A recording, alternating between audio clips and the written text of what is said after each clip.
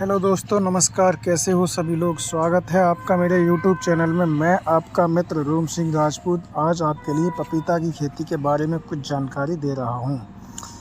जैसा कि आप लोग जानते हैं, पपीता की खेती करने के लिए जो सही समय है वो जून जुलाई का समय सबसे उपयुक्त समय माना गया है। लेकिन जुलाई में इसकी अगर हम नर्सरी लगाते हैं, यानी जुलाई में इसकी रोपाई करते हैं, तो लगभग 2 से ढाई महीना पहले हमको नर्सरी तैयार करनी पड़ती है। तो किसान साथियों, बात करते हैं पपीता की वैरायटी के बारे में। पपीता की जो उन्नतशील वैरायटी हैं, जो सबसे ज़्यादा जिनका प्रचलन है आज के समय में, उन वैरायटियों के बारे में बात करते हैं। किसान साथियों, नंबर 1 हम बात करते हैं आइस बेरी की।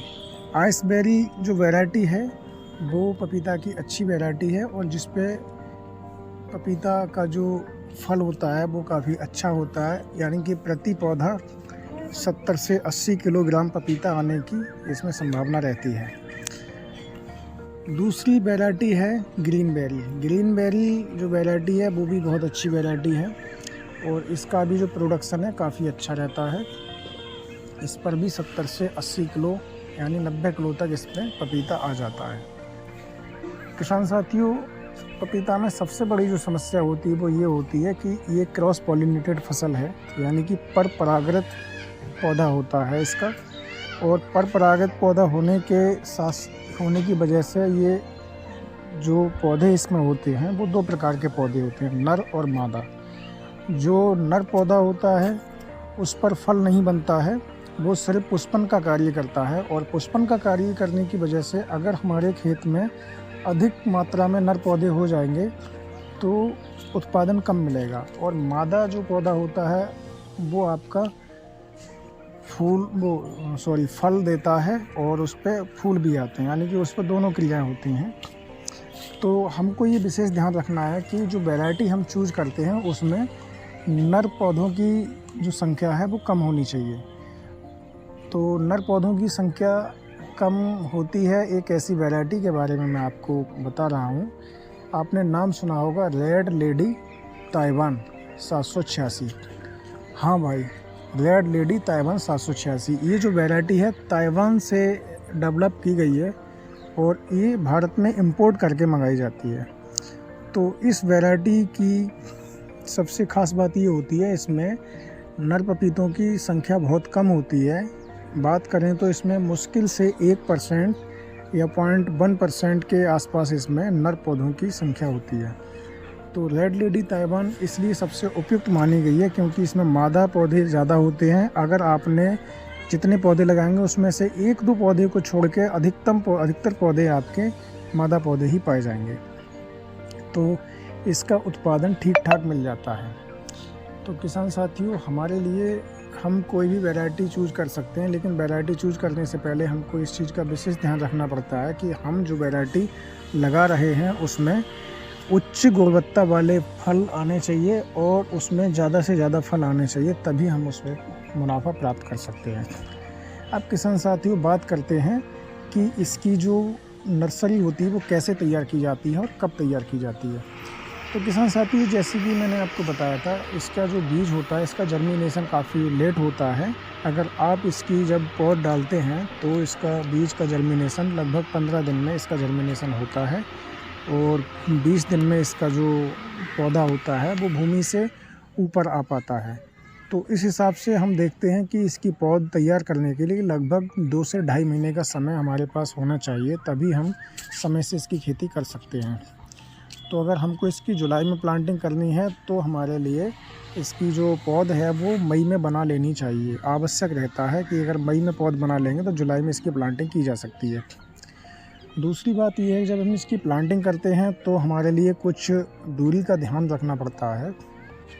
तो इसकी जो पौधे की दूरी है वो पौधे से पौधे की दूरी नॉर्मल 5 फीट और लाइन से लाइन की दूरी के लिए 8 फीट रखना अति उत्तम रहता है। अगर लाइन से लाइन की दूरी 8 फीट और पौधे से पौधे की दूरी हम 5 फीट रखते हैं तो 1 एकड़ खेत में हमारे लगभग 1200 पौधे आ जाते हैं, यानी 1100 से 1200 पौधे आ जाते हैं 1 एकड़ खेत में।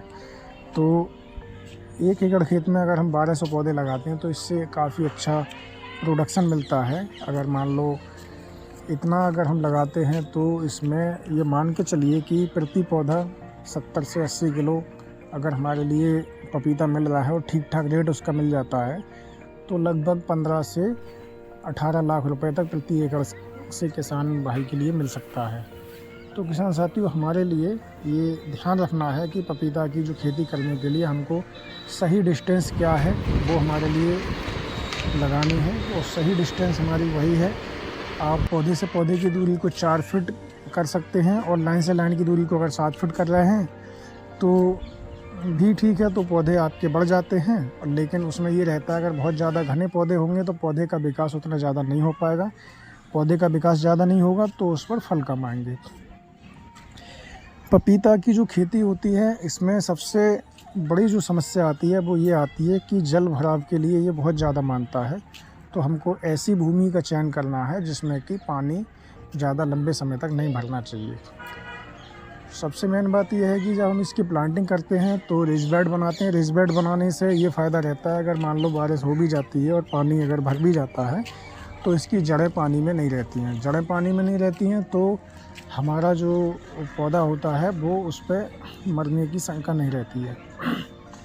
तो हमारे लिए रेज़ बेड बनाकर, और बेहतर ये रहता है कि ड्रिप से अगर हम इरीगेशन करते हैं तो और ज़्यादा बेहतर रहता है। यानी कि ड्रिप पौधे पे लगाते हैं तो पानी उतना ही पौधे को मिलता है जितने की पौधे को आवश्यकता है।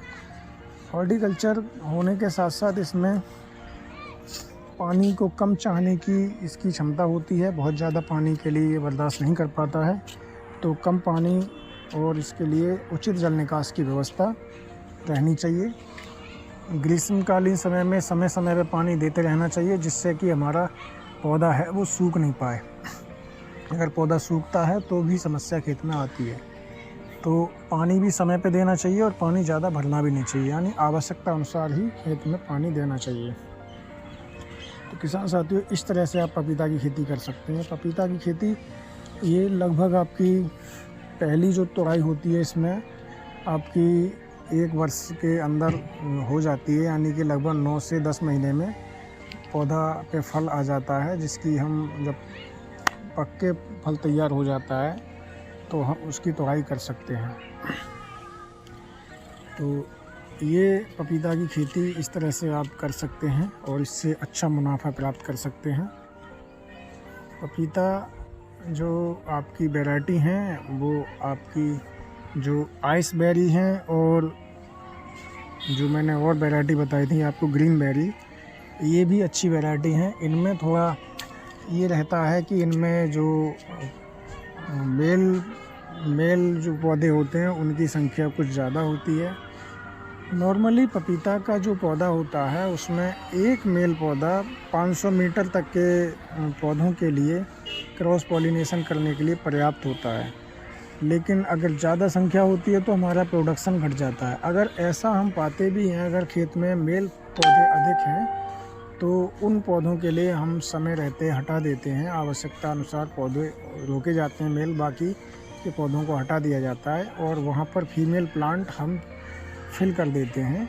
तो वो क्रिया हम तब कर सकते हैं जब उनको आइडेंटिफाई कर लेंगे। जब तक आइडेंटिफाई नहीं कर पाएंगे तब तक गैप फिलिंग की प्रक्रिया हम नहीं कर सकते।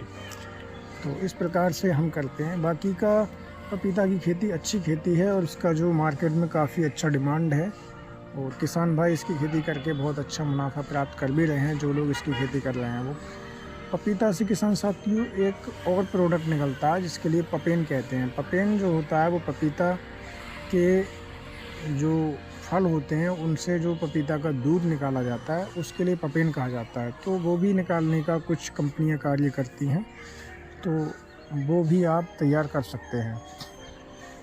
तो इस तरह से पपीता की खेती किसान भाई कर सकते हैं जिससे कि पपीता की खेती से अच्छा मुनाफा प्राप्त कर सकते हैं और बहुत ही अच्छी ये फसल होती है। इसका काफ़ी अच्छा स्कोप है एग्रीकल्चर में। पपीता के लिए आप यानी कि बागवानी में पपीता की खेती कम समय में तैयार होने वाली फसल है और अच्छी फसल है। यानी कि बागवानी में वैसे तो बहुत समय लगता है लेकिन पपीता जल्दी तैयार हो जाता है। तो किसान साथी, ये मैंने आपके लिए वीडियो पपीता के खेती के बारे में बनाकर आपके लिए मैंने दी। तो ठीक है किसान साथी, नमस्कार, धन्यवाद।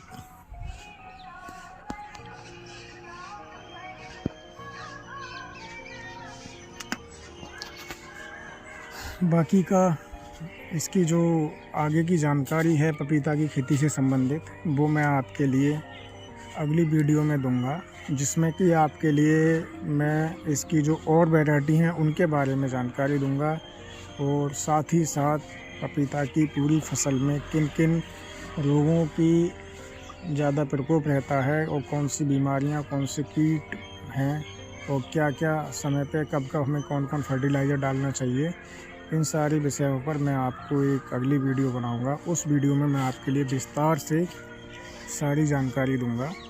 इस वीडियो में मैंने आपके लिए पपीता के बारे में एक छोटा सा परिचय दिया था, जो कि आपके लिए वीडियो के माध्यम से समझ में आएगा, और आप बने रहिए मेरे चैनल पर। इसी तरह से मैं आपके लिए समय